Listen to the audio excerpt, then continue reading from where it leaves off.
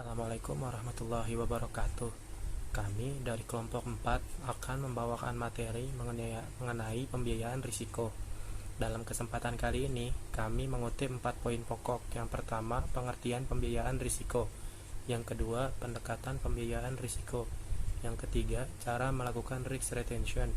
Yang keempat, cara melakukan risk finance transfer. Yang akan menyampaikan lebih dulu saya, M. Bagir. Di pembahasan pertama, kita akan membahas mengenai pengertian pembiayaan risiko, yaitu suatu cara dari perusahaan yang ditujukan untuk pengadaan dana untuk memulihkan kerugian. Atau bisa dikatakan pembiayaan risiko adalah cara perusahaan menyiapkan dana untuk mengganti sebuah kerugian yang dialami. Terdapat dua pendekatan dalam pembiayaan risiko, yaitu risk retention dan risk finance transfer. Di slide selanjutnya saya akan membahas risk retention. Pengertian dari risk retention itu retensi, yang berarti perusahaan mempertahankan sebagian atau seluruh kerugian yang dapat berakibat bagi kerugian yang diberikan. Sumber pendanaan dari risk retention untuk menangani risiko semacam ini berasal dari dalam perusahaan. Yang kedua, dari pendekatan pembiayaan risiko adalah risk finance transfer, yaitu usaha memindahkan risiko disertai dengan pembiayaan. Pemindahan risiko melalui risk financing berarti transferer mencari dana eksternal untuk membayarkan kerugian yang bersangkutan jika kerugian itu benar-benar terjadi. Selanjutnya, di next slide ada macam-macam cara retention.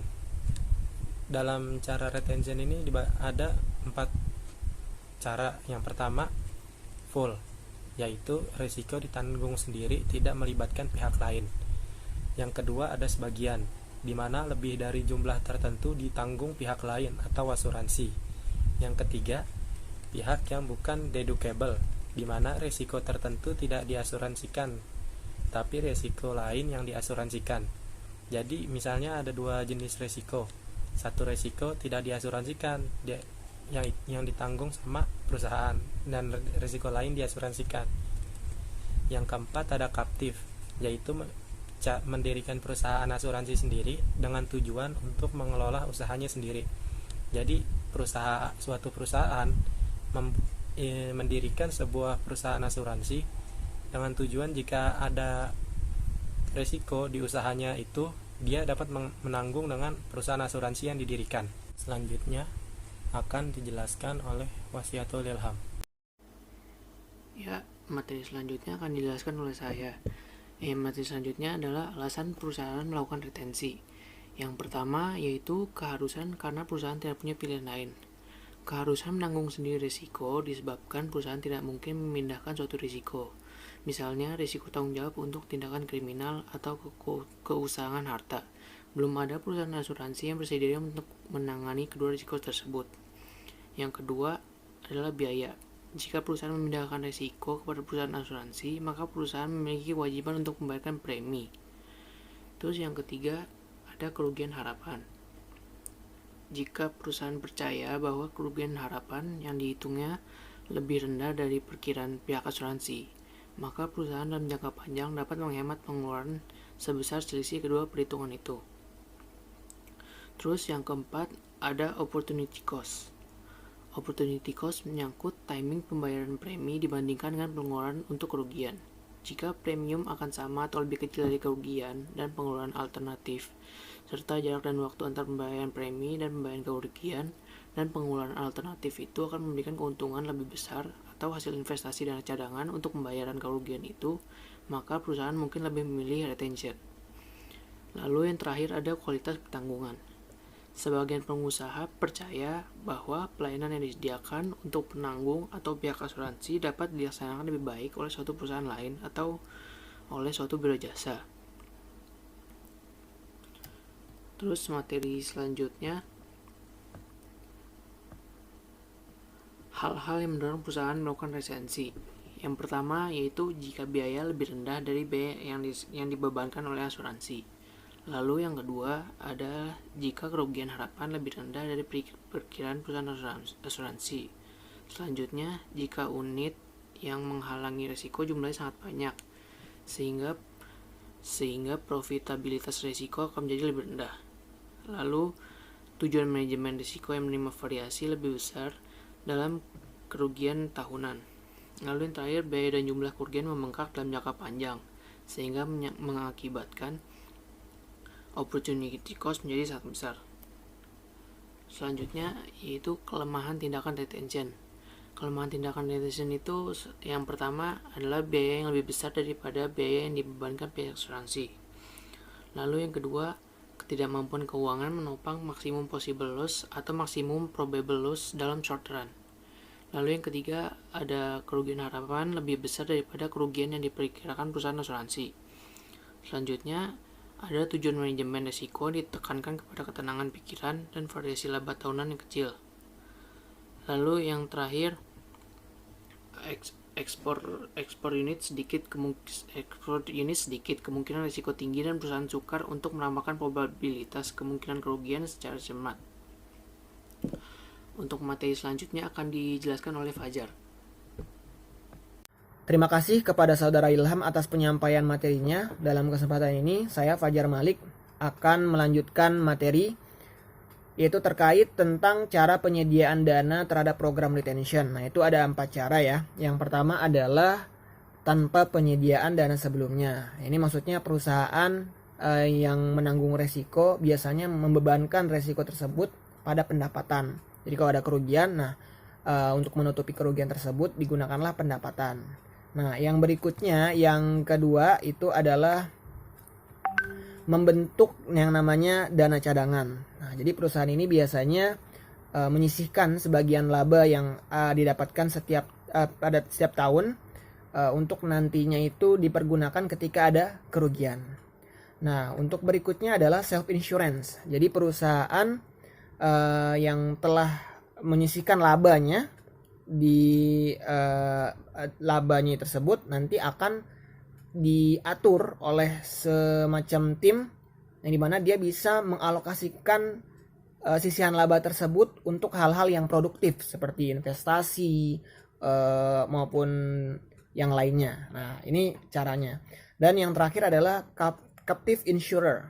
Nah, captive insurer maksudnya adalah perusahaan itu akan mengorganisasikan sebuah perusahaan asuransi yang dimana orang-orangnya itu adalah nasabah dari perusahaan tersebut. Nah, keuntungan yang asuransi seperti itu disebut yang namanya captive insurer. Jadi ada perusahaan yang mengelola suatu perusahaan asuransi, kemudian perusahaan asuransi itu akan mengasuransikan lagi uangnya ke perusahaan asuransi lain. Jadi ada namanya reasuransi. Nah, ini keuntungannya itu sangat bagus. Ya, karena dapat memberikan perlindungan dari perusahaan asuransi yang lebih fleksibel dan tidak begitu banyak pembatasan. Untuk materi berikutnya itu adalah tentang risk financing transfer. Ya, lebih membahas tentang cara melakukan risk financing transfer ya. Mungkin sebelumnya tadi udah dijelasin terkait pengertian risk financing transfer oleh Saudara Bagir. Nah, untuk ini cara melakukan risk finance transfer itu gimana sih? Nah, itu ada dua caranya. Yang pertama adalah insurance transfer. Nah, insurance transfer ini adalah bagaimana perusahaan itu memindahkan resikonya itu kepada perusahaan asuransi, sehingga dia bisa merancang finansial yang baik dan tidak merugikan perusahaan. Karena ada perusahaan yang akan mengalami kerugian yang dialami perusahaan. Nah, adapun resiko-resiko yang dapat diasuransikan yaitu harus memenuhi syarat. Ya, syarat-syaratnya itu seperti apa sih resiko yang diasuransikan? Yaitu yang pertama adalah kerugian potensial yang cukup besar namun probabilitasnya rendah. Jadi, kita harus ngeliat nih, kalau kerugiannya besar namun asuransinya murah, nah itu lebih menguntungkan. Nah, perusahaan akan melihat peluang tersebut. Namun kalau sebaliknya, kalau seandainya kerugiannya kecil, terus asuransi yang dibayar itu besar, nah tentu itu tidak perlu dilakukan karena kerugian yang kecil itu bisa ditutupi oleh perusahaan itu sendiri. Nah, untuk berikutnya adalah probabilitas yang dapat diperuntukkan. Nah, ini adalah peluang untuk melakukan yang namanya asuransi terhadap keuangan perusahaan. Jadi perusahaan harus memiliki yang namanya proyeksi ke depan terkait kira-kira kerugian yang akan dialami perusahaan itu seperti apa.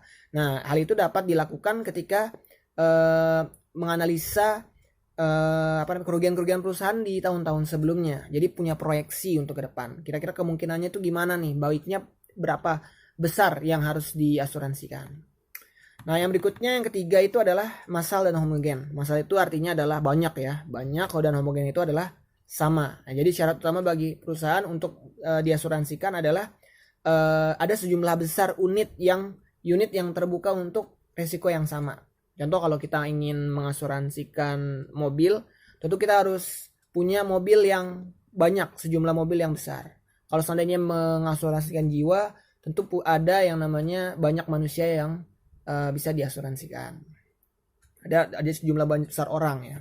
Nah, yang berikutnya yang keempat itu adalah kerugian yang terjadi bersifat kebetulan. Nah, ini kerugian yang tidak dapat dikontrol oleh kita sebagai seorang manusia. Itu kerugian yang bisa dibilang itu sudah kehendak yang kuasa lah, seperti gempa bumi, tsunami dan segala macamnya. Nah, ini wajib kita kita asuransikan untuk meminimalisir kerugian kita. Nah, yang berikutnya adalah kerugian tertentu. Nah, umumnya perusahaan asuransi berjanji akan membayar kerugian jika ada pada waktu tertentu dan di tempat tertentu. Jadi jelas ada waktu dan ada tempat. Nah, misalnya perjanjian untuk menutup kerugian kebakaran pada lokasi tertentu. Nah, berlakunya kontrak ini diketahui kapan dan di mana kerugian itu terjadi. Nah, ini syarat-syarat yang harus kita pahamin ketika ingin mengasuransikan keuangan perusahaan. Ya, itu aja mungkin yang dapat saya sampaikan pada sesi saya. Berikutnya akan disampaikan oleh saudara Pandu. Terima kasih.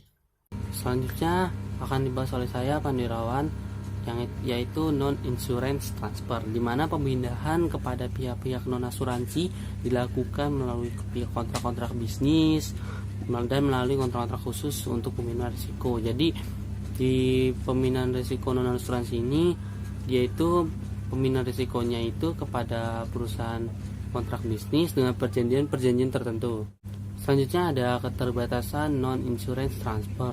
Nah, yang pertama itu kontrak itu tidak mungkin hanya memindahkan sebagian risiko daripada risiko yang menurut pendapat manajer telah diperpindahkan kepada pihak lain.